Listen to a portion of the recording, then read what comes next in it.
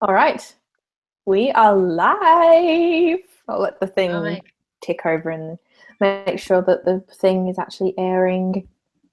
And have you guys got live chat up, Shay, as well? No. How do I get the live chat up? So like, oh, hang on. What I'll do, I will just put it. I will just send it you through Twitter and have you got it? You're using your phone, aren't you, G? Well, I have my phone with me. That's what I'm looking at the chat with. But I also have my actual laptop up because, yeah. Okay. All right. I've just sent you the thing as well. So that means all you do is like pause the stream and then you can see who's like appearing in the chat and stuff. So we have 3 people watching right now, but I will do the intro regardless. So hello, everybody. Oh my God, 2 weeks later. It's another podcast. It's not like a month later. We said we would be more active. So welcome to Senshi Annie Girls. If you haven't been here before, I am Lita Kino. And I do my podcast with my co-host Shay. We are bloggers mainly at heart, and we are YouTubers as well. And we started this little fun escapade of us blogger girls just talking about whatever, basically. So, and in today's episode, this is episode 9. Ooh, we're going to get up to episode 10 eventually. And in this week's episode, we are going to be discussing about being a collector, buying physical copies of anime, manga. We're not just going to strictly talk about just like anime series. And then we're going to be talking about like streaming, like the pros and cons. Is like physical copies, buying them, is it kind of like really starting to dwindle down? And we have a very special guest this time around. I'm thrilled to have her on here. And she is a fellow Aussie like me. So we have today Simply G. Say hello. G. Hello. Please give everyone just a little introduction about yourself and what you do. Okay, well, I am an anime and manga YouTuber. I mainly do collection or monthly update videos. I have done the odd review or two, but nothing really that recently. I'm sort of infamous for having extremely too long videos, but people seem to enjoy them anyway. So, yes, it's actually, I'm very thankful you guys, or very happy you guys invited me to join, because this is the first of this sort of thing I've done, and it's just pretty exciting. So I look forward to talking with you two today. Well, we're thrilled to have you on here, and this this is right up your alley. This topic. So I guess to get the ball rolling, I have a question for everybody. So can anybody recall like what was the first like anime box set DVD that you like ever bought? And I would like to get G to start us off with. Okay, well, so back in the year 2008, so nearly a decade ago, was when I was first introduced to anime through Death Note, and therefore I watched that online. So back when I was a filthy pirate, but a filthy pirate. I think we're all like filthy pirates. maybe some of us are still filthy pirates. You know, but I believe that the US, like the Viz Digipack release of that, was the first anime I ever bought. Either that, or it was the Funimation like thin pack re-release of Hellgirl, which I bought at a store locally here, because I don't know, it was an anime store, but they had a ton of US releases. for things that we didn't necessarily get over here. I don't know why, because Hell Girl we did get over here. But that was the first shows that I'd watched, so I was like, oh, it's so pretty and nice. And so that was, I'm pretty sure that was the first thing, and then it sort of spirals into what is now my collection today. Yeah, she totally bought that all in one day. Totally. is what the assumption. I'm sure you've had people give you that assumption. I'm sure. God, yes. Oh. Oh, you have such a large collection. Yes, it took me 10 years. Please. What about for you, Shay? Well, for me, it's gonna definitely show my age. The first anime I ever bought was actually on VHS. And it was in 1998, maybe 9. 8. Oh my god. I think it was like 1998, 1999. Yeah, it was either 97 or 98. And it was the Sailor Moon, the movie R, Promise of the Rose, and Sailor Moon, the movie S, Hearts and Ice. That was the first anime related thing that I bought. That's probably the first. And then now over the years, I have several DVDs. I even have on my YouTube channel where I talked about all the DVDs I had because I was currently packing up all my stuff. And so I had to pack my anime DVDs. And I have several of them now, several different box sets. A lot of stuff now. But that was the first VHS. Oh, VHS. You know, like so many are just worth so much money now. You can just Oh yeah. put it in eBay, Amazon, whatever, and if they're selling it. I think the last time I looked up any VHS was like a silly Disney movie. I think it was like The Lion King, because I remember when I had that on VHS. And when I looked at it, it's like they go for about went for about $50. I'm like, God. I remember when it was like in the UK, I had the VHS things, and they were like £5, like £5. That's probably like it's probably about maybe like $10. I'd say that's like $10 or $15. I'd say Aussie dollars. So it really shows the times have changed. Times have changed. Oh, let's see. Trying to recall my first box set. Well, I think I've already talked about it before, but I think the first one like I ever really got was what my parents got for me for my birthday. They got me Angelic Layer and the original box set, and I treasure that thing like it's a piece of gold. So, you know, it has very sentimental value. And yeah, that was probably the first one that I ever got.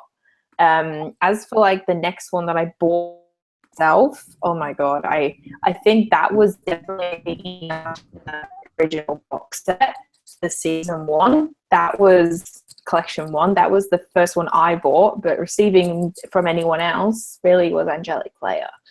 So it's funny, actually. I have 2 copies of the same thing because I had a friend send me a package last year, and lo and behold, it's in the box. Is the same bloody original box set, and I'm like, right. I got 2 copies of these, and now I can't tell which is the original one that I got from my parents. So I'm like, well, they're just gonna sit up on the shelf, and I'm not gonna take a guess. So, but yeah, you know, having people having this assumption like, oh yeah, so I've had it as well. I know G's probably had it a lot, you know, like, oh yeah, you bought all that shit in like one day. I'm like, I'm like, yeah, buddy, this is like 10 years worth of collecting. Mine's at least 10 years worth, that is. Oh, that's one of the pet peeves I hate. Just that people will say that and assume that. This is especially for new people who are just getting into anime, or they're like collecting, or they're just getting into like collecting it. I've had the same. I've not really had the same about my manga collection, really. No, that's actually a good question for you, G. That and you, Shay. But but what was like the first manga that you ever got? You two, can you like recall? Mine was high school debut. I'm pretty sure. Remember that. I'm pretty sure mine was the first volume of Genkaku Picasso, which is a series like nobody's heard of. But I haven't heard of it. You can tell us good. about It's it. only 3 volumes. What's it about? You might as well say on here. I'm sure somebody will discover it and they'll be like, I want to read that now. I want to read it. Okay. Well, it follows this high schooler who's like pretty antisocial. He just wants to focus on his art. He's like a very good artist, but he doesn't really care about friends or anything. And then, but there's this one girl who's sort of his closest thing to a friend, and they hang out like on the riverbank just after school. He sketches and she just hangs out with him. Anyway, a horrific accident occurs in where a helicopter like crashes right where they're sitting, and she dies. And he's injured, but he's pretty much all right. He comes back to school and he starts seeing her as an angel, like a small angel that can fit into his pocket. And he discovers that he's able to, through his drawings, he's able to enter the minds of his classmates and help them with their personal problems. And it's basically a story about like making friends and also grief. Like it gets pretty heavy at the end, but it's really good. Yeah. So that's Genkaku Picasso. And I remember buying that because at the time I didn't really want to buy manga of stuff that I'd seen the anime before. I wanted to just buy manga that like didn't have an anime adaptation. But yeah, it worked out. It was a good series. I enjoyed it. Yeah.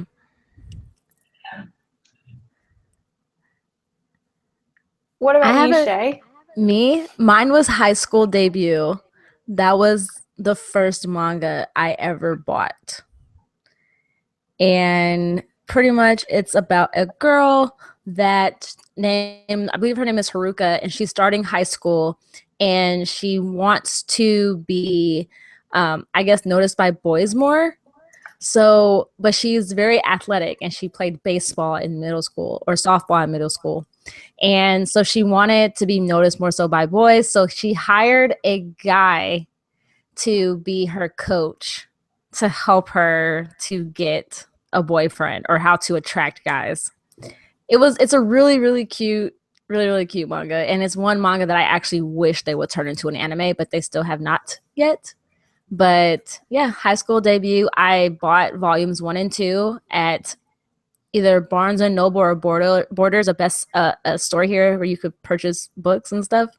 And I finished the first 2 volumes in like an hour and a half, like super short amount of time. And then my dad was like, I'm not going back to the store to buy you more. So I had to wait. But yeah, that was the first manga I ever purchased. Yeah, I've heard of that. I actually, just earlier this morning, actually went to the library myself and actually did see it, the whole collection there. Darn it. I wish I'd picked it up now, honestly. I've never forgotten the first manga that I ever read, because I never read a manga in my life until I actually moved to Australia. So the first, I borrowed it from my friend, my best friend at the time, and that was you've reviewed it, actually, Shay, and I have as well, which is Kari's First Love. There's like 10 volumes of it. It's very much what got me into shoujo. Aren't we all fans of shoujo here? But yeah, you know, it's a really good, it's a very interesting manga. It is, you know, it's about a girl named Kari. She's not, you know, likes to appear invisible. She's very much a study kind of person, not bothered about boys. And then one day she's on the bus and she nearly gets, I think it was groped by a pervert, wasn't it, Shay? For recalling. Yeah.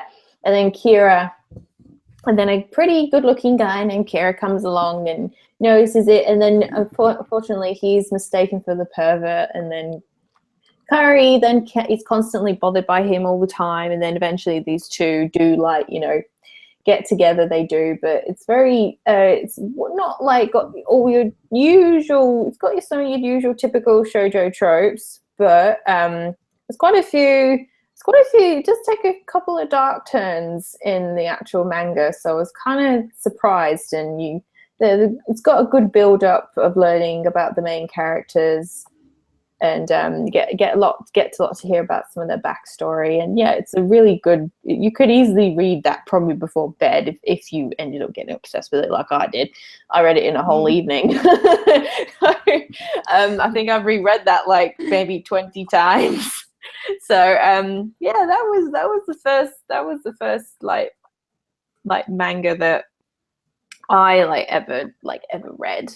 But I wish I haven't bought it since then. But that's been, last time I read it was like probably maybe 6 or 7 years ago. Damn. So yes. Feel free, you two, to bring any topic to the table. But what have you found compared to say from like a few years ago, back when, you know, we all were collecting like single volumes, and now like they are so like expensive. So comparing how physical copies of anime or manga or whatever are brought out now, how would you compare it, say, from all those years ago, say 10 years ago, to now? So I'll get Shay to start us off on this. I think there's less, to be completely honest. It's definitely a sign of the times of everything going digital and there not being as many physical copies. Because I remember taking a picture at my local Best Buy, and I looked in the anime section, and before, like in 2008, I remember the anime section being like completely filled with so many new box sets and stuff like that to buy. But now it's kind of bare. Like there is some stuff there. A lot of it is like Gilliby titles like Spirited Away and My Neighbor Totoro and stuff like that. And there's some stuff like Bleach, but there's nothing really there. So I feel like it's become a lot less. And then as far as like when it comes to like manga is concerned, if I go to like a comic book store, I can find pretty much a large selection of manga. But if I go to like a Barnes and Noble or anywhere like that, there isn't a whole lot of manga. There is, but if I'm looking for something specific, they definitely don't have it. They do have more of the ones that are more, I guess, mainstream is the best way for me to put it. So yeah, it's changed a lot since 2008. And what about you, G? How do you feel comparing? I would, for one, apologies, Shay, but I completely disagree in that there's really physical releases, because I do agree that there's less in actual stores, like brick and mortar stores, but online, especially through retailers like Right Stuff, is so many of the current shows being released in Japan are being licensed and released in the US. I think if you compare now to the what we got 10 years ago, so many like smaller, very niche genre shows are getting licensed all the time, which would have been unheard of, back in the early 2000s. even late 2000s after the bubble burst. But I think that you do see a big difference within collections overall, just because we do get like complete season or half season sets straight off the bat compared to singles. So before you'd have like a massive bookcase full of like, you know, 5 or 6 singles per show. So you'd have boxes and boxes and boxes of things. Whereas now, like, the entire 12 episodes or 24 episodes can fit in one DVD-sized pack or Blu-ray-sized pack or whatever you want to buy. As for manga, I mean, here in Australia, we never really had a huge, like, manga presence in bookstores, especially after Borders? Was it Borders we had here? It was something, one of those large American chains. We used to have here, but they've since closed and gone out of business.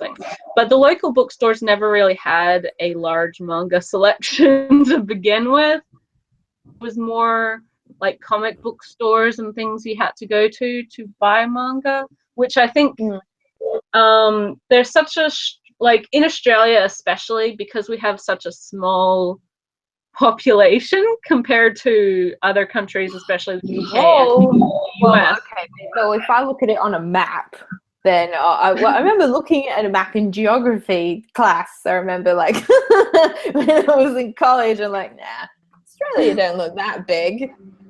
You know, like, then I would be moving there. But yeah, I agree that it is like comparing now. It is small, but it is smallish. But to me, it's. I mean, I still think itself is huge, but our population is 20 million. So wow. like that's half of the population of Los Angeles. It is the entirety of the country here.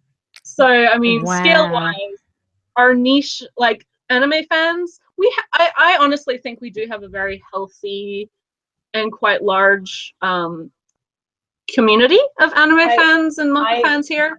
I agree. But at the same time, like, compared to the US, where even if it's a niche, they have at least 100 times more people than we do. Yeah. Who are buying products. They do. Yeah. They have a Barnes and Noble. There's a lot. Yeah, Barnes and Noble.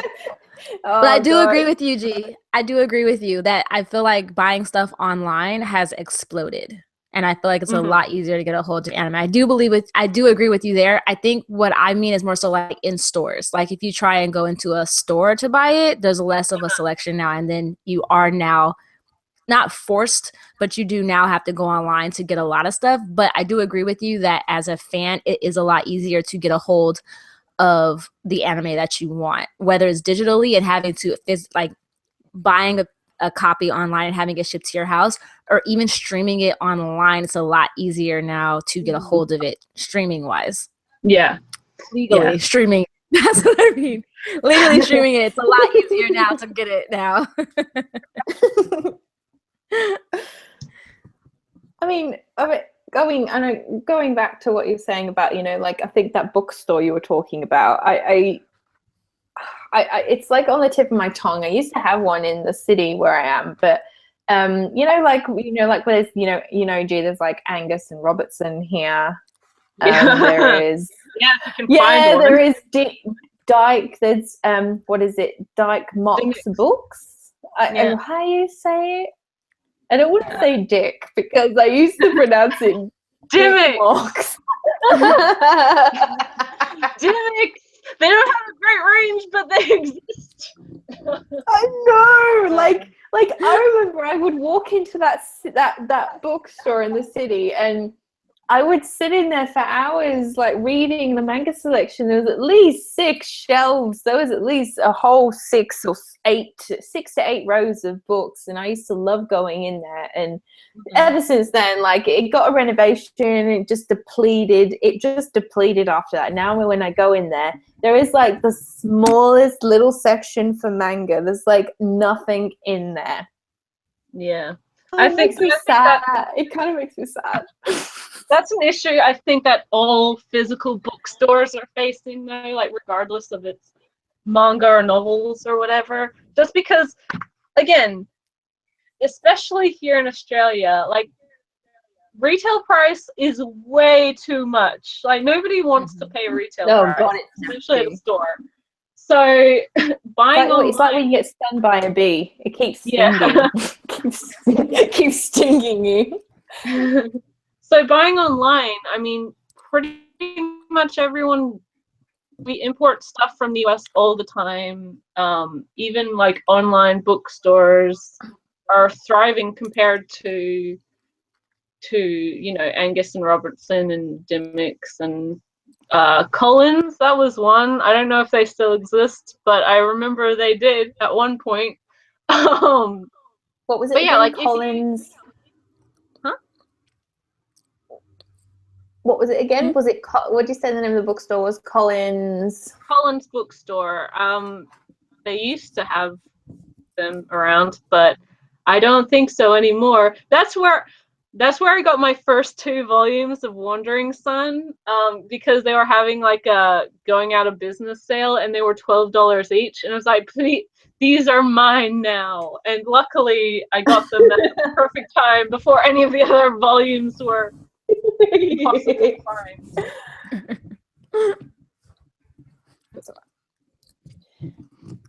But yeah, like, no, sorry, don't mean to interrupt. No, go on. I wasn't going to say anything. No, yeah. I was just gonna say that's why, especially on YouTube within the manga community, because there's quite a few Australian people, surprisingly, and I'm only following you. I only know of you. There's a couple in Australia. There's a couple more. But generally, like if you're buying manga, everybody does it through Book Depository because it's free worldwide shipping, and it's at least a couple dollars cheaper than, you know, a regular bookstore. So you're saving over time. And I know people in the UK do that because that is an actual UK website. And like it for worldwide fans, like outside of the US, Book Depository tends to be the best option if you're wanting to buy books of any sort, but manga in particular. The US, of course, has the wonderful Right Stuff, but international shipping is ridiculous. So yes. Don't remind me international shipping. So yeah, I mean, we don't really get sales or anything compared to, like, there seems to always be sales going on in America. Where you are right. You stop with your sales. This is torture. This is torture. It's all the time. I always get like emails in my inbox from Right Stuff saying there's some sort of sale. I want that. I think you do want that. Are going to be stronger. They really want us to buy stuff. Like they really are like, spend all your money. Like we have, like, one of our main distributors here is known as Mad Men, and I love Mad Men. I've always been a fan of Mad Men, but at the same time, they only have like a massive once a year sale. Like the last time that happened was in like January or towards the end of December, which is like 80% off all of some of their anime series. But it was always series that they want to get rid of. I mean, I ended up. I know, I'm like, why can't you just like make this limited edition just of like $20 or $30 cheaper? But yeah, they only have those sales once in a blue moon. I'm just like, compared to what like Bright Stuff does with their sales, I want to say, like, you know, you Americans, you're very lucky. Those who buy anime, you're very lucky. So you don't want to come here and buy anime and in a store or manga here, because the prices here are just nasty. They're just nasty. I buy all? Yeah, sorry, go on, Shay. Oh, can you guys not buy from Right Stuff and just have it shipped there? Although the shipping might be a lot since it is overseas, or does it not allow? You can buy it. I mean, they ship all over the world, but flat, like because they have a shipping structure where the first item is one price and then it goes up via weight. So additional items will be, you know, however many more. The flat rate or the initial postage rate is $11 US, which is like close to 20 Australian dollars. It's not fun. So like you're not really saving money. Even if you're like, if you bought a huge amount of stuff and it was like Aniplex series or something that were more expensive anyway, then it'd probably be worth it. But at the same time, like, the Australian dollar is really, really weak right now. It hasn't been doing very well for about a year and a half, longer, really. But like, every extra little dollar like makes so much difference when you decide to collect physical things. Like, that's for me, especially because I have such a large collection. I really try to pick and choose what I actually buy now, because it's impossible to own everything you want. Yeah. And you know, we're in such a flooded market with everything coming out and new shows coming out all the time, and you know, it's just crazy. And all that you have to all fit it somewhere. Like, you don't want to be one of those crazy hoarders where you have things going up to the ceiling like 5 deep and you can't find anything. At least I don't. Exactly. Like, yeah. So that's why for me, I only buy animes that I really want now, since it is a lot easier now to buy the ones that I want. So I don't buy as much anime as I used to, just because of the fact that I do stream most of it via apps or online rather than buying the physical copy. And I will only buy a physical copy of an anime if it's something that I really like. So for example, when they did the reboot of Sailor Moon, I literally, anytime that they said they were on pre-order, I would pre-order the copy and get it shipped to me via Right Stuff, because I really wanted it. Or if it's an anime that I'm really looking for, or if it's really cheap, I will buy it. So like, for example, for me, I go to this record store or several record stores around my area, and they'll have an anime section and everything there is discounted.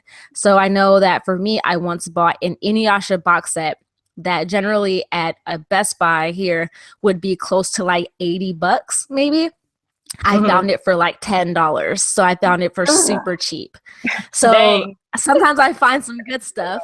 And I even found one time Shin-chan, which was definitely brand new. It had just came out, and I found it at a discounted store for like, I don't know, like probably where if I would have bought it at Best Buy, it would have been close to like $30. I bought it for probably about maybe $10, maybe $10-15 maybe, cheaper than what it would have been. So I definitely, if I find something super cheap that I'm looking for, then I will buy it.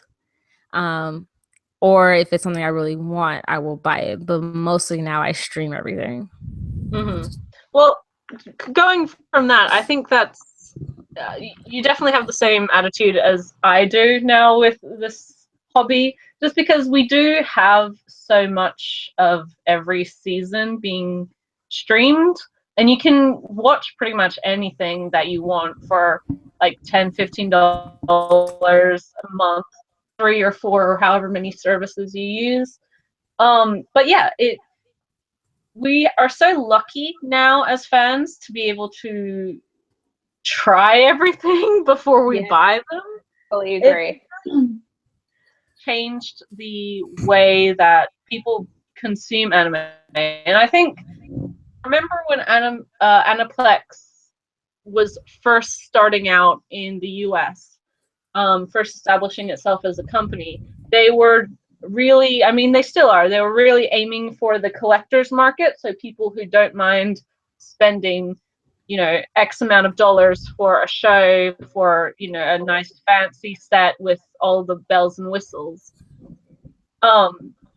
Compared to like Funimation, who just put out like re-releases of their shows every year. They have new stuff, but they have, you know, some of their older catalog titles as well coming out all the time. And so it's, for them, it's more quantity versus quality, whereas Aniplex was quality versus quantity.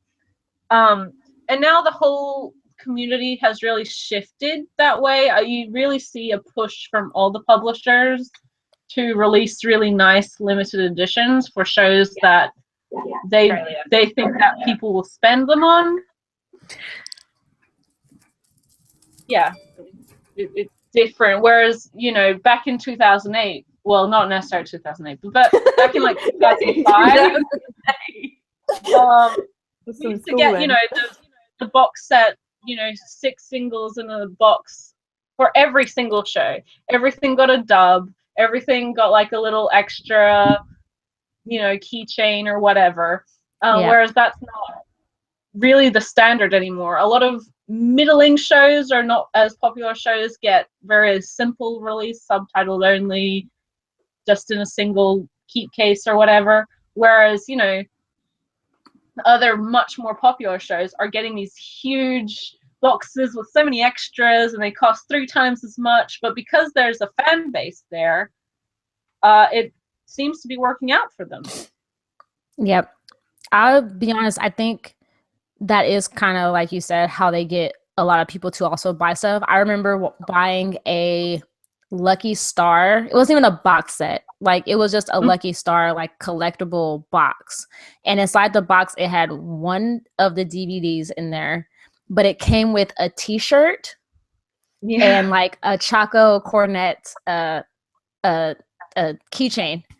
And that box set, I don't even remember how much it cost. I bought it at Best Buy. I don't remember how much it cost, but I only wanted it because it looked amazing. Not only that, but it had the one DVD from Lucky Star I did not have, and that was the only way I could also get the DVD at the time. Because I didn't have it just for sale, just individually. I could only buy it if I get the box set with everything inside of it. So I was just like, well, at the time I was in college, so I didn't have a job. So I had to see if my parent would buy it for me. Thankfully, it was a yes. So I was able to get it. But it was like, bribe them. You know, I didn't have much to bribe them. Thankfully, my dad understood. He was just like, okay, I get it. And he was able to get it for me. But I understand what you mean. That's how, you know, you tend to get most of your stuff now. Or it makes it worth it to buy it when you have those little extras. Yeah. Yeah. And like, Lita. Sorry, go on, Jay. I was just gonna say, you see it a lot in Australia, because again we have technically 3 distributors, although one of them has fallen off the face of the earth and we haven't heard back from them since. Is that Siren Visual? Siren Visual. I love those guys. I have a funny story. I love them too, but they haven't licensed anything for years. I'm so sad. I will tell you they're not off the face of the earth. I have a story. I will tell you guys in a minute. But okay. Well, thank you. But like we have Madman, we have a company called Hanabi. We have Siren Visual, and then we also have Sony, who titles. But you never really see any of the really fancy limited edition sets that the US gets here unless it's from Madman. And when Madman does it, it's always like pretty much an exact copy of what the US is doing. Like we got the big Tokyo Ghoul collector's edition that was Funimation put out, or a similar sort of thing. We also like Universal actually recently, like this week, released My Hero Academia, the first season, in pretty much the exact same set that the US got, but the UK also got that. So that English limited edition is pretty much across the board exactly the same, aside from, I guess, disc region stuff related to it. And I don't think Australia is. No, I don't know. I haven't looked at. I don't own it myself.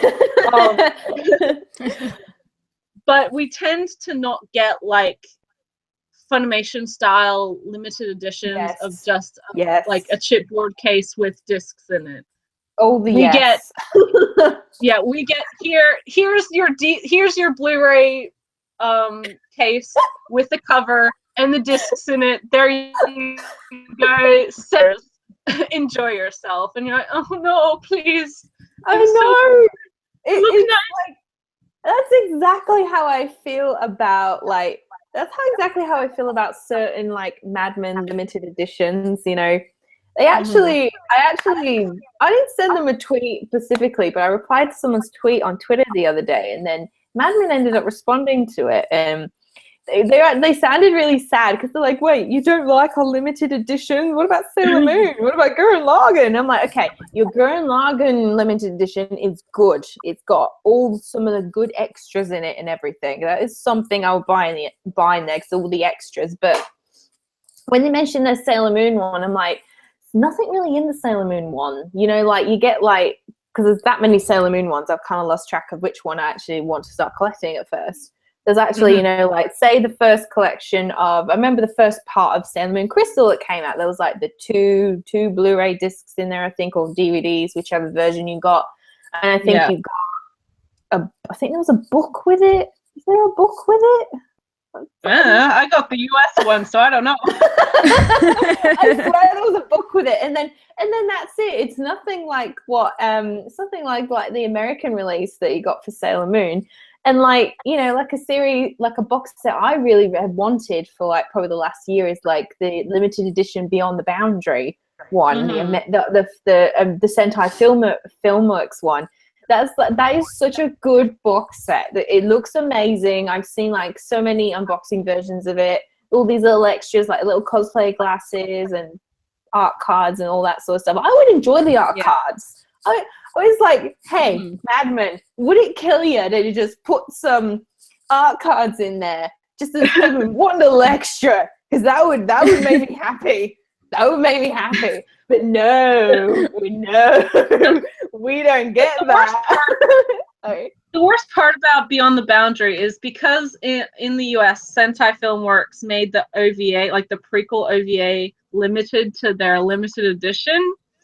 The rest of the world just got their like standard edition discs. We never got that OVA in any way, shape, or form. And I'm like, no, please, I want it.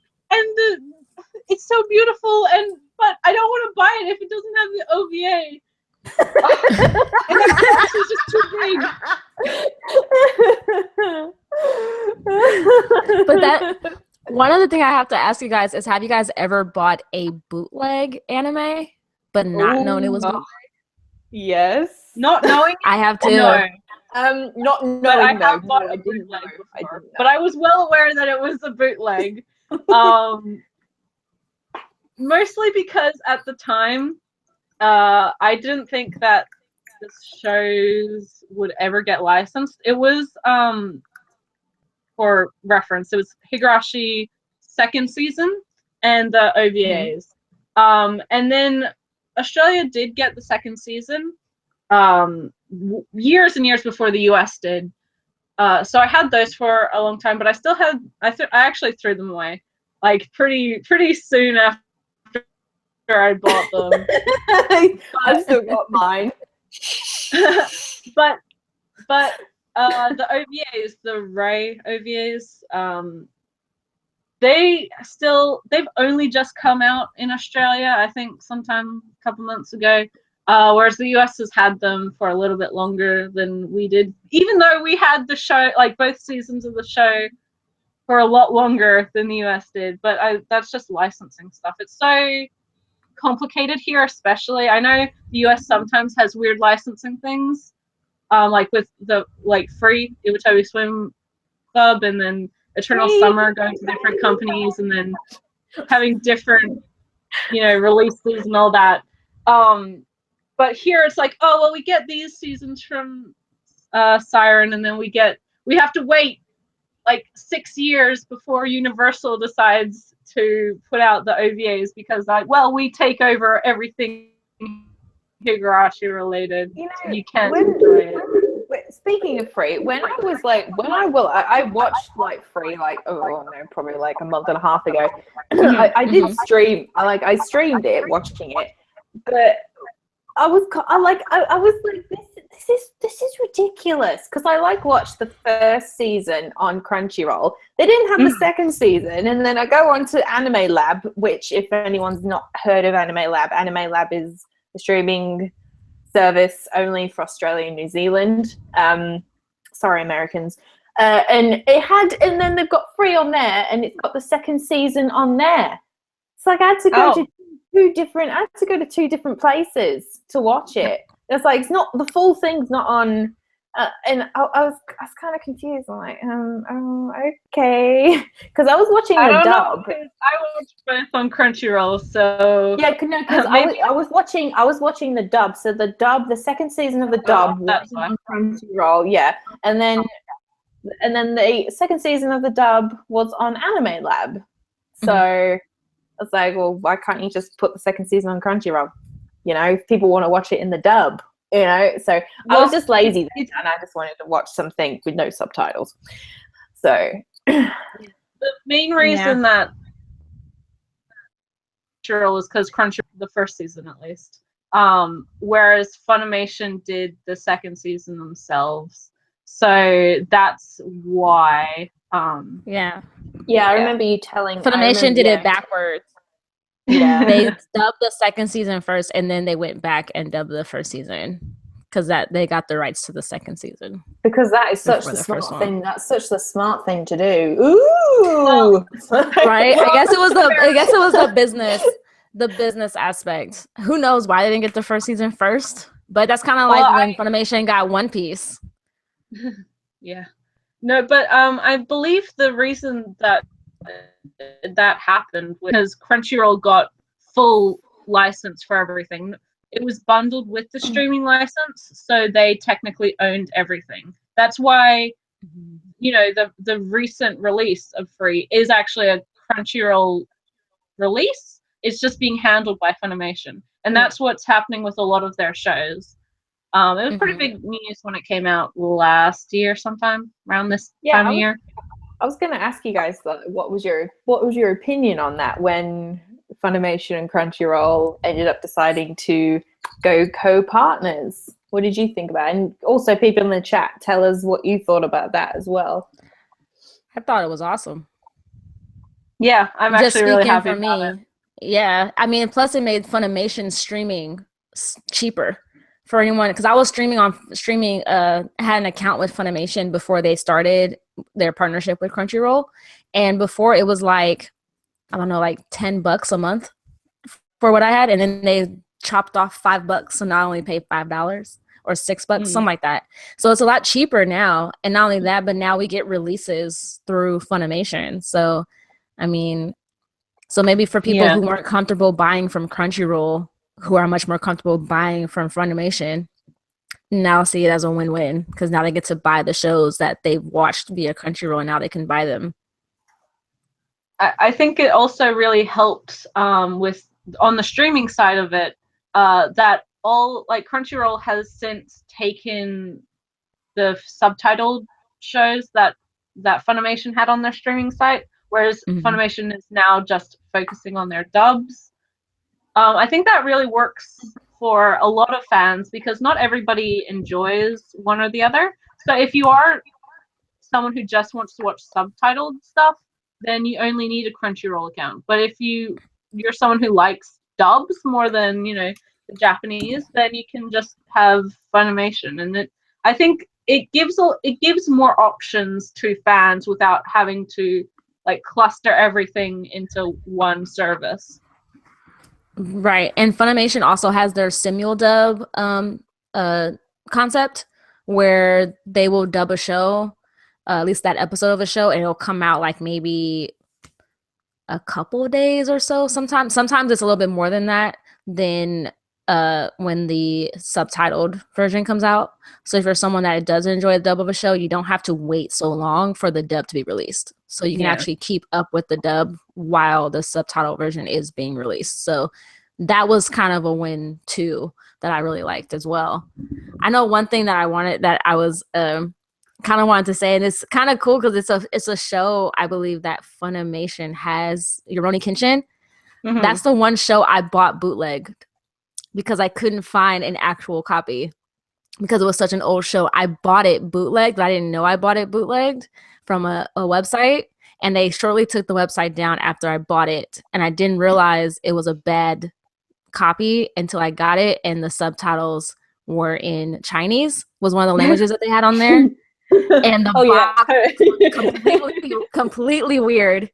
And I think I paid over $100 for it too, because it had Dang. the entire series. And then not only that, but this is a word to all of you guys who buy stuff from sketchy sites. I believe that same site also took my credit card information, because not long after, I had charges appear on my bank account statement from someone taking money out of my account buying stuff, and it wasn't from me because I still had my card, so I had to get a whole nother card and everything. So be careful of that too as well. So word to the wise. I feel people are a bit more aware now of like what's a bootleg and what's not, but there are people that still Right. aren't. I remember the first like bootleg, well, not that I knew it was a bootleg at the time. I was not that knowledgeable about licensing, streaming, blah blah blah. I bought Kimi no Torake because that is a show that is not, it doesn't have a license, it doesn't, but it might get one. Right. You never know. But Well, it does. Yeah, not here in Australia, but it does. No, I know. Well, when I was going to say back then I didn't know that I thought, oh no, it doesn't have a license. So I still have that. It's the only bootleg like I ever bought. But if I want to, if I go look on eBay and whatever, and that reminds me, I should bring that up as well. Sorry, I just thought of something that's relevant to this topic. But it's again, so expensive. Yes. Also, if you are buying is there a car horn then? I felt like there was a car horn. That was mine. I think someone's car alarm was going off. I don't know if it was my car or my dad's car. That will happen. Saying no to bootleg. That's why it went off. The saying no to bootleg anime. Right? Also, if you are looking online and you think the anime that you might be buying is bootleg, if the DVD says all regions, it's not good. No. That's how you know it's terrible. If it says all regions, you know not to buy it. I looked it up. I was just like, what is all regions? And I was like, oh, yeah, don't buy it. It's okay. Nobody should be ashamed if they've ever bought a bootleg and they didn't know, or they still buy them now. That's up to people's choice.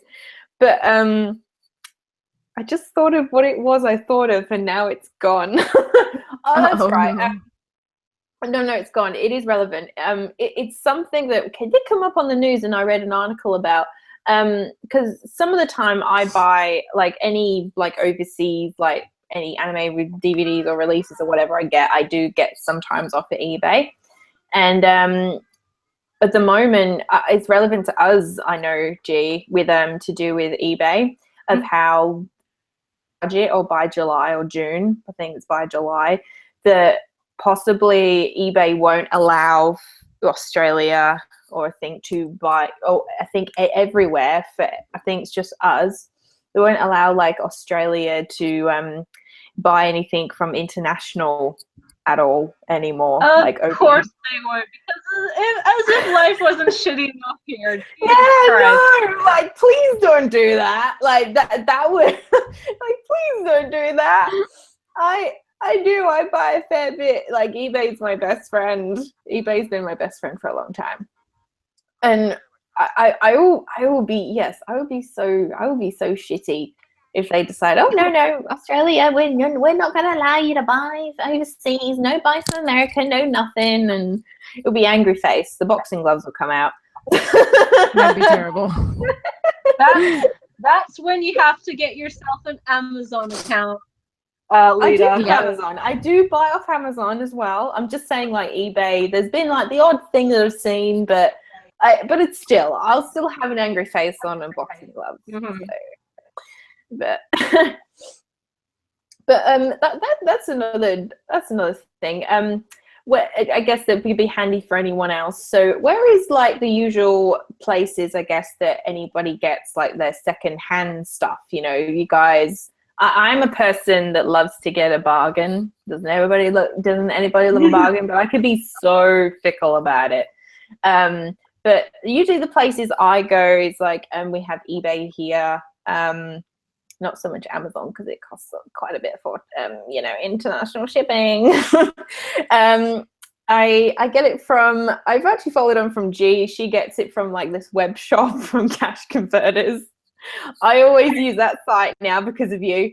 It's stolen a lot of my. It is a great resource, and also there's like Gumtree, you know, like where people put up their ads and stuff. Of, and then there is like some like secondhand stores like around my area that I've gotten some like little bargains from. But generally, that's where I get all like, and obviously sales. But who wants to hear the word sale? It's like the deadliest thing known to man, to any like anybody that collects. But yeah, like yeah. So that's where I get a bargain from. What about you? What about you, Shay and G? I nearly forgot your name then, G. Hey, sorry. Shutting up now. You ruined me, Lita. For me, I think I mentioned it earlier. There's some like, mostly I go to record stores, so like where you can buy CDs and stuff, and they also sell DVDs, and they have an anime section there. And usually I go there to buy stuff secondhand, and I found stuff there pretty inexpensive. That's where I mostly go to buy stuff secondhand. I don't go there as often. I still go to those places, but I don't shop for anime there as often as before. But when I did go and buy anime in stores, typically there was where I would go to find stuff secondhand. I even found once a legit copy of a Rurouni Kenshin box set for like $20 maybe. Oh, Kenshin's the best. Yeah. I don't remember how much I paid for mine, but I think I definitely got the first original box set secondhand. I think I paid $10. I paid $10 for the original art box set. I wanted to get the rest of like the original box sets, but they were too expensive. What about you, G? You're like the master of collecting.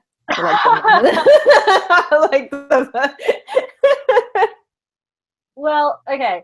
So for anime, yeah, if it's an Australian release, which I sometimes tend to buy that many Australian releases just because they're a lot of money for the release we get. I tend to buy UK or US. But anyway, if there's an Australian show I'm wanting and it isn't like really high priority, I will on Cash Converters, which you mentioned before, just because a lot of the time, like real new stuff can be quite cheap, like half price or a third of the price there. And you can find some hidden stuff there as well, especially if you're not really searching for anything in particular. As far as US goes, I do sometimes use Amazon. It's not like that's just a good option. I'm sure everybody's familiar with how third-party sellers on Amazon work. But there is also a website, a US website, which has secondhand DVDs, Blu-rays, and CDs, music CDs as well, called Second Spin. I don't know if many people are familiar with that website. Nope, never heard of that. Yeah, it's quite a good resource to use, especially if you're looking for particular like singles. And they can, they do have a lot of stuff, and on occasion you can find new releases for really, really cheap. But it is online, and international shipping is only like $5, which is always a good thing. But yeah, so I actually discovered that website through another YouTuber slash girl. She's a mod on one of the Facebook groups that I'm a part of. But I followed her YouTube account for longer before she established the Facebook groups. And she's Canadian, but she uses Second Spin a lot to find a lot of really out of print and hard to find things. I know she found pretty much the entirety of what's it called? Kikurune Oranger, that series, which is a very, very old Viz release. and Boys Over Flowers before it was re-released just. No, really? Yeah. Sorry, like you totally piqued my interest then since you said Boys Over Flowers.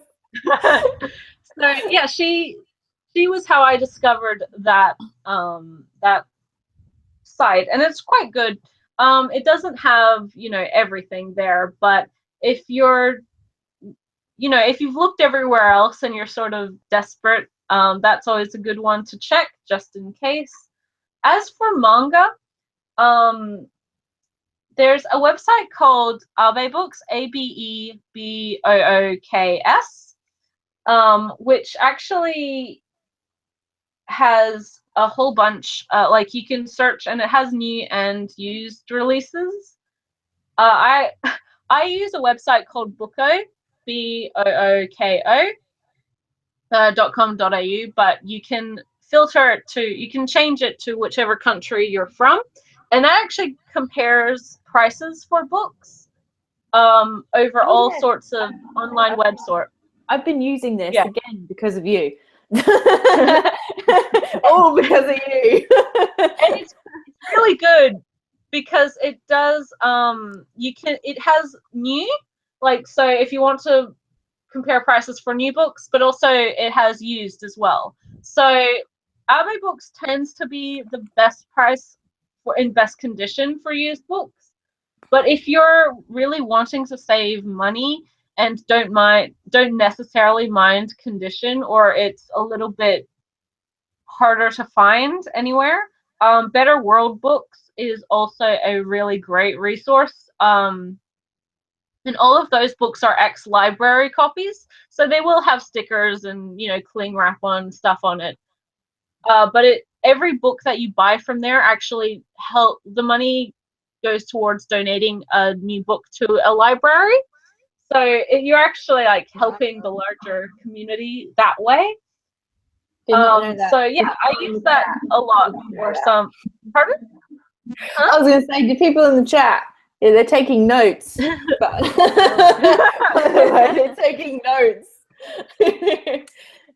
But yeah, so I use that one a lot, especially for older, or not necessarily older, but especially for Viz titles, because the way Viz volumes are, you know, printed, the covers are quite easy to remove a lot of those stickers from, and they're, you know, it's Viz prints a lot of their books, so they always have a lot of copies of everything, so that brings prices down as well.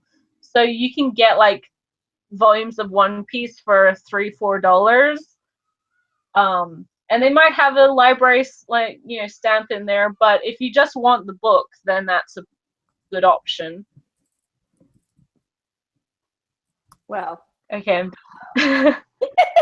No, I think, no, I will, don't worry guys, any of the sites that G's mentioned, I will put them in the description. I will, because I'm probably going to forget to. It's there for my reminder as well. I will put it in the link down below for you guys. I will also link it in the chat for you as well. But it's good. It's good to know. It's good to know these. Good to know these things. I've used a lot of the suggestions G's given to me ever since I started to get to know her.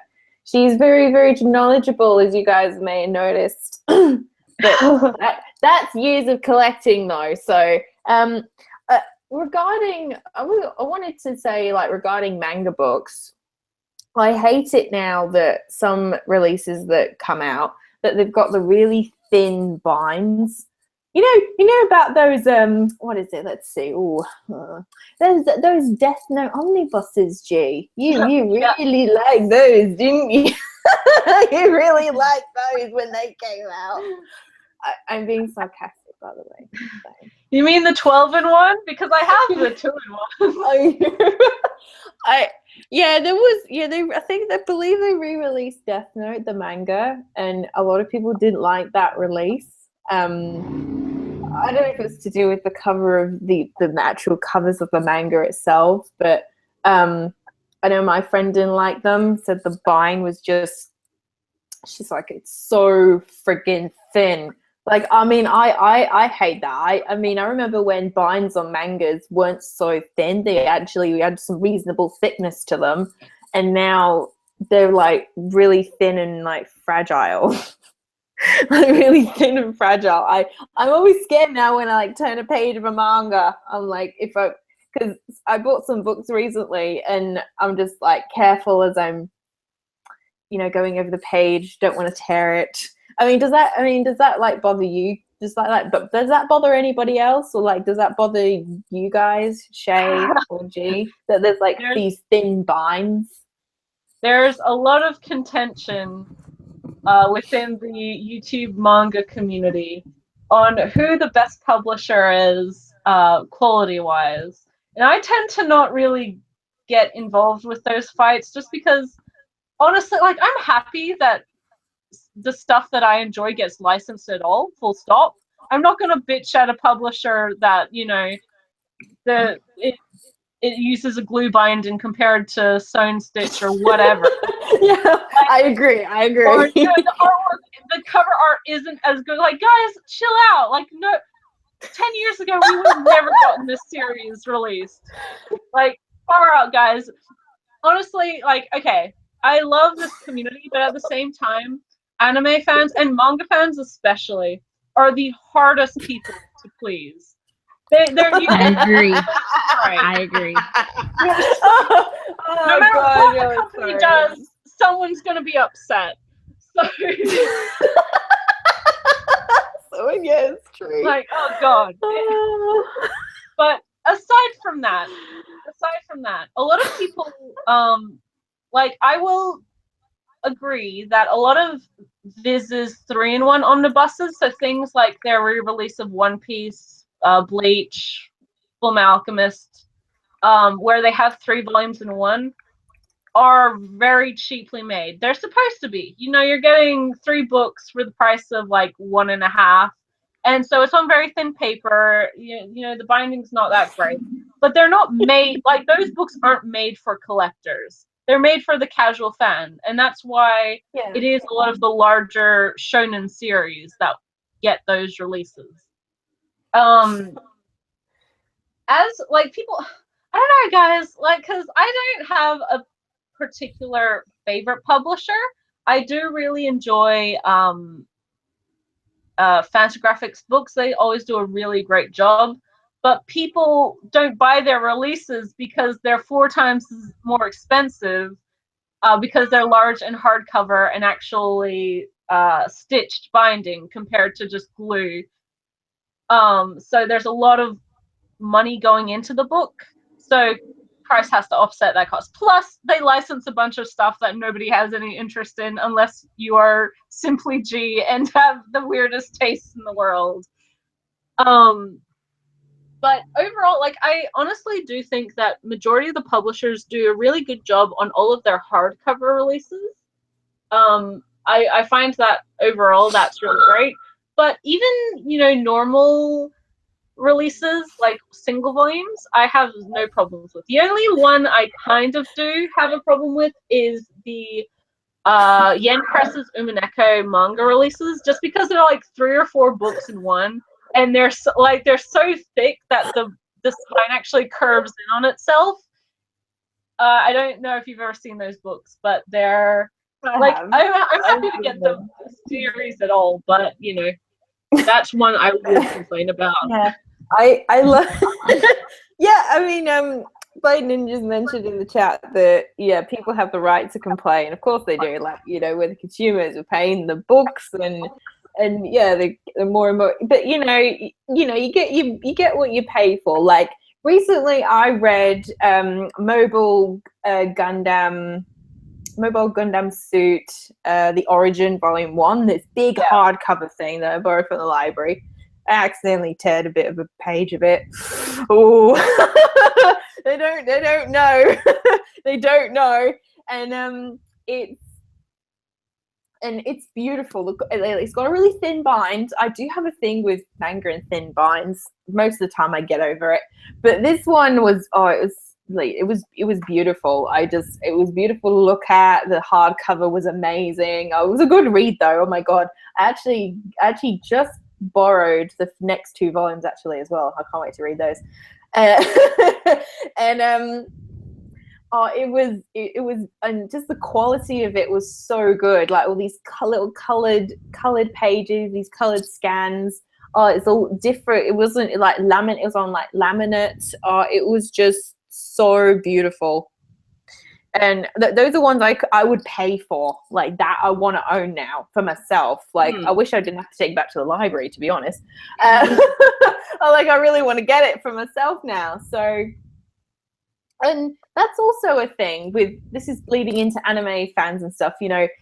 I know you've done a tweet about this as well, G. You did it a while back, that you don't have to buy an anime or a manga just for the sake of trying, just to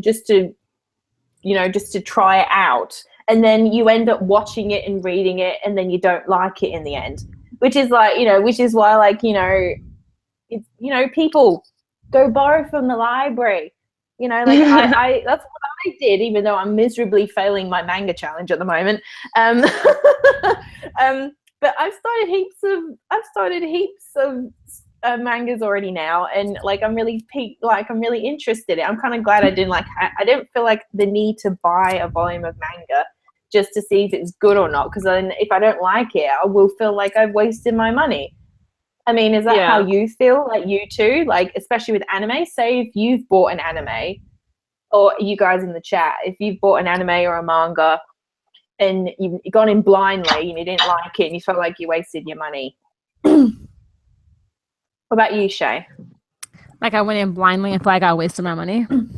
Yeah. No. I think because of most of the animes I ended up buying, like even though I hadn't seen them, I had heard about them. So it wasn't like I just went and bought it. Most of them I had kind of heard of at least a little bit. And so far, no, I haven't. I think you're a very unique case then, Shay, because I'm sort of similar in that I try not to buy anything that I haven't at least heard of, or, you know, heard other people's reviews of. But I know there's a huge percentage of anime fans, especially, who just, like, they see a cover or they see something is neat and they'll buy it, not really knowing what it's about. Manga is even worse because you buy it and you're like, oh, it's only $5 or $7 or whatever else. And it's a new release and it's by this publisher and blah, blah, blah, blah, blah. And I think people, once they buy a first volume to try it, and then they might not like the first volume, but then they're like, well, I'll give it 3 volumes because, you know, that's not really, I shouldn't judge it on the first volume, which is legitimate. Like that's perfectly an okay thing to do. But then they buy 3 volumes and they're like, I'm still not really enjoying this. But then at that point, they feel compelled to finish the series, to keep buying it, even if they're not liking it so much. That's like such a problem in the manga YouTube. So many people, they buy everything and they, you know, they don't really care too much. They don't really know too much about the series. They'll just buy it because it's new and it's you know, something people might be interested about hearing, but they don't necessarily take their own tastes into account, their, you know, previous experiences with the same author, whether or not they've liked something that author has done before, or, you know, just the fact that it might be you know, a mecha or a harem or something that they don't enjoy, but they're still going to buy it because the cover's cute. So that's like, I made a video last year, November, where I sort of talked about this a lot insofar as, like, there's, like I said before, there's so much coming out, especially manga-wise. Oh my god, there's so much manga coming out. Nowadays. Don't get me started. I know there's already so much. It's impossible to keep up, and for a lot of very prevalent manga tubers, so people like Fatal Ferret and Insidious Swede, they buy so much of the new stuff coming out, and they have massive collections, of which I am incredibly humbled by. But at the same time, I don't necessarily think I personally could ever do that, because once I buy something, I will feel like it's a waste if I haven't enjoyed it. So, but yeah, you do get to that point where you buy 3 volumes, you feel compelled to buy more and more and more, because you're like, well, it might get better, or I enjoy parts of this. Which is why I collected Attack on Titan for so long, the manga of that series. And then I just realized I don't like, it's an okay series, but I keep up to date with it via Crunchyroll's manga app now, which doesn't, like, it's just part of my membership anyway. And so I still am able to read the story in a legal way, but not have to spend the $15 or $17 every couple months for a new volume. It's a different, it's a very unusual sort of community that we're in, that a lot of people, especially if you make YouTube videos about this sort of thing, there's a lot of pressure to always have the new stuff. Yeah, I agree. I've watched so many, like, I watch so many people who do like anime hauls and stuff, and a lot of them have like bought like, popular volumes of like, say like we'll say like My Hero Academia, and we'll say Attack on Titan, I guess. And they say they get volumes 1 and 2. Oh yeah, I'm so excited for this. And then and then like you don't hear anything about them saying the next, like, say 2 or 3 hauls they do that they've not like picked. They say, oh nah, it was absolute crap, or nah, didn't enjoy this. So, and that's what I find with the tendency when people do all these hauls and stuff.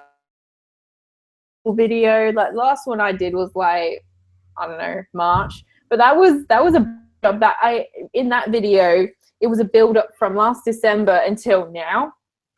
Yeah. And like, I only get stuff now that I absolutely want. And I've had this tendency to be hesitant of starting like sort of newer series and stuff. I really like to give, a show like a series or like a good watch through, like at least the first 5 episodes or more for me. I'm not one of those people that's like, oh, the stupid rule of episodes, watch the first 3 episodes and then make the assumption if you would like to continue or not. I'm someone that will just watch through a show even if it's incredibly bad. So yeah, I don't know why I always put myself. You have more patience than I do, Lita. Yeah. I keep getting told that a lot. But yeah, that's what I found when people do these, hauls and stuff with all the anime and manga they get. I never hear about any of the ones that they've bought previously, if they've been continued and stuff. Yeah, so I think that's a trait that just kind of follows on. But I'm not saying people can't do what they want, because they can. It's just that just seems to be the tendency that kind of keeps happening like over and over. But if you don't mind, guys, we're probably going to lead into the segment now where everyone gets us to ask us questions. Yep. And I will tell you that story about Siren Visual as well. I haven't forgotten. Okay. We did get asked a question a while. It was from Drake. Hello, Drake. He asked, so aside from manga and anime, what would you also consider yourselves geeks of? So I'll get Shay, you can answer this one first if you like. What do I consider myself geeks of? And that's something else besides anime and manga. Comics. Comics more so like the movies than the comic books. But that probably like, Harry Potter, I'm like a huge fan of. Also, I think that I'm kind of like a huge geek of, I think. That and other random stuff I can't think of right now. I don't know. That's a hard question. I would say, like, I grew up as a kid who read a lot of novels, so I have a lot of favorite authors. I never really geeked out about things. I would agree that Harry Potter was a very prominent part of my childhood, growing up with the films and the books, of course, like most people our age.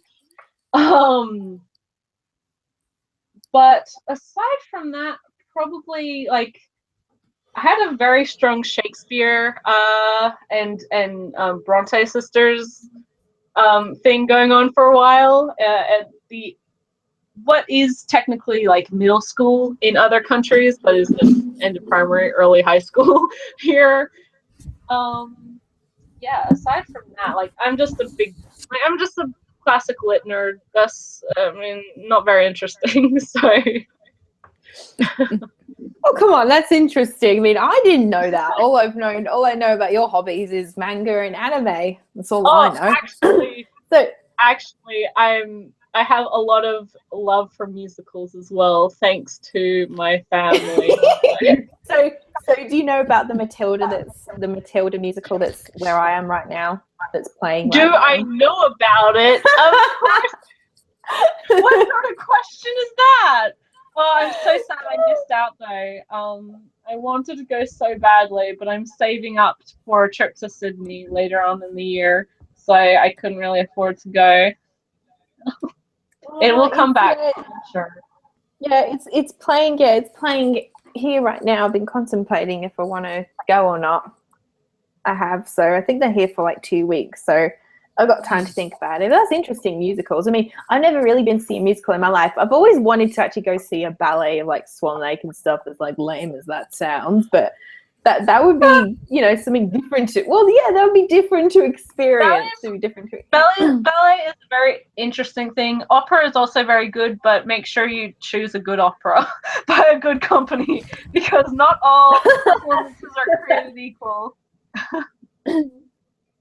Okay, as for I forgot the question. Oh, other things I geek out over. Let's see. What else? I never got into comic books when I was younger. I wasn't one of those people, unfortunately.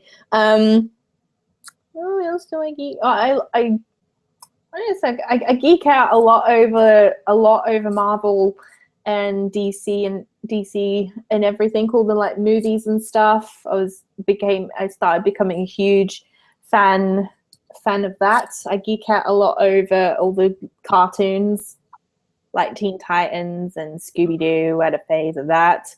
I'm a huge Disney freak. Who isn't a huge Disney freak? Yeah.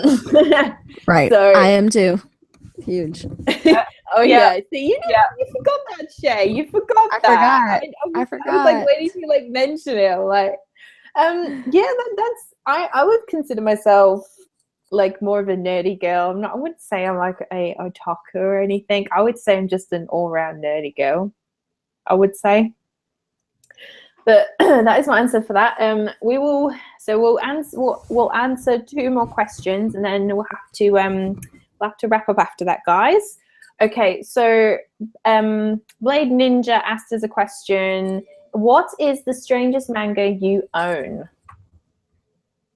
The strangest manga I own. I don't mind answering this because I've nearly got it. So I've gone through my entire manga series in my video and stuff. Let's see. I wouldn't say I don't personally own this series, but it's one that I don't think I'll ever be able to give back to the person. We're not really friends now, but I've read a couple of volumes of it. It's called Angel Sanctuary. I'm like, oh yeah, I'm just like. That title seems familiar, but I don't know where I've heard it. It's the guy. He's a winged angel. He's got wings and it's got incest in it. It's got incest. I was like reading the first volume. I just wanted to cry, River of Mercy. I was just like, what is this? It's to do with demons. It's like heaven and hell concept. I read it ages ago. But yeah, there's incest with his sister and brother, and it was, god damn, it was so creepy and strange. So yeah, that was for me. What about you, Shay? Any manga that you don't, I guess, not, it doesn't have to be that you own it. It can just be any strange manga that you've read. Any strange anime? I mean, any strange manga I've read. Or you can answer anime. It's fine. I guess, okay, so I do know, for me, it's probably more so I have seen more strange anime than I've read strange manga. So I think the strangest anime I think I've ever watched is Speedgrapher is probably one of the strangest ones I've ever watched. Only because of the content that was involved in that show and the fact that I was watching it at my dad's. So if anyone would have walked in on me watching that, they would have been thoroughly concerned with whatever I was watching.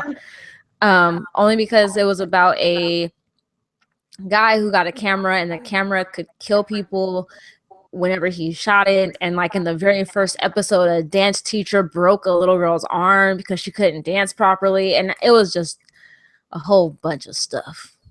That's probably the strangest one. I love the end bit. It's like, this is a whole bunch of stuff. I love that. Just a lot of stuff. I'm sorry. No, I've heard you talk about Speedgrapher before, and yeah, then I read about it, and I'm like, yeah, this sounds very weird. Yeah, that and Ren, Daughters of the Memonase is probably also a strange one I watched too. Yeah, it's like 4 episodes long, but each episode's like 45 minutes. It's like a mini movie. I remember when that show came out. Bang. I have not seen it. Was not something on my radar. As for me, weirdest manga would probably be, okay, this is a pretty old series. It was released by CMX. It's only 3 volumes long though. It's a series called Chikyu Misaki. And it sort of was, it's kind of a moe series before moe really hit as a thing, like as the genre that it is now. But it's about a girl and her dad who move to a new house. The mom just recently died, I think. But she discovers the Loch Ness Monster, but it's like the most adorable Loch Ness Monster in the world. And also, the Loch Ness Monster turns into this tiny little adorable boy. And so she like adopts this Loch Ness Monster as her brother. And then like the police are after the Loch Ness Monster. It's so weird. And then like one of the police woman is also a Loch, like it's so weird. Yeah. Oh, Loch Ness Monster. I haven't heard that in years. That's really like it's really adorable, but also like who the hell thought up that premise? That's really amusing. I've never heard of that. Now it makes me want to read it. Oh, I don't know for anime. I watch a lot of stuff, and I don't know. I don't think I've ever finished something that I find too weird to watch. And I cannot, for the life of me, remember anything in particular. I don't know. I can't. Oh, actually, Hell Kindergarten. That one. That was a weird anime. It's not even like, it's a series of 3-minute specials made in Flash about various like hell demons in kindergarten. Yeah, that's not suspicious at all. Like, that's super suspicious. All right. Those are some really amusing answers, G. That's some amusing answers. I love it. All right, we're going to answer one more question and then we're going to wrap up, guys. All right. So All right, so answer from Nine Claw Tiger. What is the most money you've spent on what at one time? Okay. I guess, okay, I already know the answer to this. For me, it was when, I think back in 2015, there was a massive Madman sale. It was like around in May time, and they were having a massive like 80% off everything. And I bought, oh God, there's the video of it on my channel. If anyone's interested in watching that ever. I bought a lot. I think I maybe bought at least over 20 series. But it was everything was so cheap. Some collections just like $10 alone. I reckon I know I spent exactly about $115, where actually on the receipt it showed me how much I really would have spent if it wasn't for the sale. I would have ended up spending $657. And I got it all for $115. It's crazy. Lita, you make me feel really bad that your most amount spent is 115. Like, you look bad. Yeah, I would say like if it's in a sale, yeah. I don't remember the most expensive thing I've bought in my collection. I'm really gonna have to think that one through. But what about you, G? What's like the most amount you've spent? Ooh, I'm curious to know. Well, the most I've spent on a single thing would probably be my Mushishi manga set. I bought that on eBay, pretty much like me, for what is roughly about 300 Australian dollars, including shipping. I sort of legitimized that decision to myself in the fact that it's one of my favorite series, and that roughly turns out to be $30 a book. I've spent more per like single book before, so I was like, okay, that's fine. As for most amounts spent at one time, that would have been the Madman sale about 18 months ago, when they announced that they would stop distributing manga. So they were putting all of their Viz stuff on sale. I probably spent like $450 maybe, because I bought like the entirety of Skip Beat, which at that time was 36 volumes. I bought majority of Tagami Bachi, majority of D Gray Man, and something else that I can't remember. They had a lot of good stuff then. They had a lot of good stuff on sale. I didn't buy any manga at the time. I was so broke. But yeah, I bought a lot of manga that time, and then since then I've sold a lot of that manga. I still have Skip Beat. It is close to my heart, but with the rearranging and sort of prioritizing, a lot of that stuff found new homes, thankfully. So yes, that's probably my most spent at one time. I think you'll beat us all. What about you? Yeah, I have to agree. And what about you, Shay? I would say that it's that bootleg Rurouni Kenshin copy I bought, but I say, to be completely honest, I want to say it's when I've gone to conventions. It's probably the most money I've spent at one time. No. How much? I'm probably gonna say at least, because I'm accounting for the entire weekend, so I'll probably say at least a good 300, maybe 400, 3 something, maybe it's maybe $200 to $300. Oh, but I say 500. That's the most. I'm only saying that because as far as me buying like anime, like that's I can't say that I've like bought anime like and had a whole bunch add up at one time, because when I usually buy anime, it's like I'm buying one thing and it's usually like, I don't know, like $40. But if you took my entire collection as a whole, like I'm looking at a good $1,000, if not more than that. But at conventions, since everything's in one space, and I know that this is my only chance to buy everything at one point. I spend tons of money. So I'll probably say anytime I went to an anime convention is where I spent the most money. As far as the amount, I'll probably say from the conventions combined, maybe a good grand, or at least a good 800 if I counted them all in total. Yeah.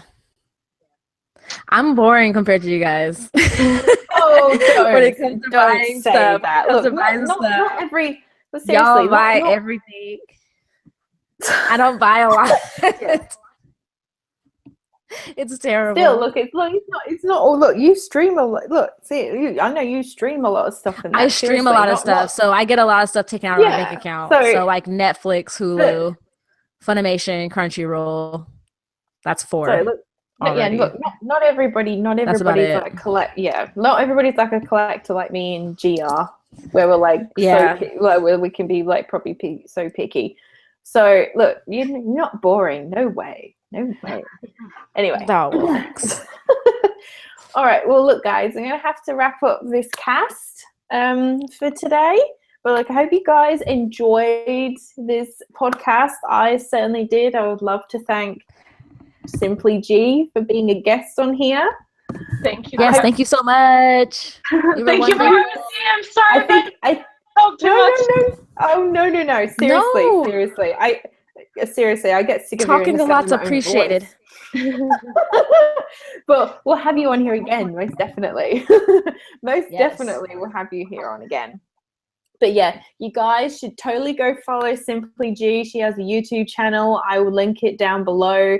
You have to watch her whole videos. They are amazing. Definitely watch her 2 hours and 20 minutes of part 1 of her collection one. It's a doozy. It's a doozy. Definitely watch that. But yeah, you guys, you know the drill. All our links to me and Shay's links are down in the down bar below. And as for when the next podcast will be, probably in we'll say 2 weeks and that. But don't always follow us on our Twitter. The Twitter is what it's there for updates and everything. So feel free to follow us on there.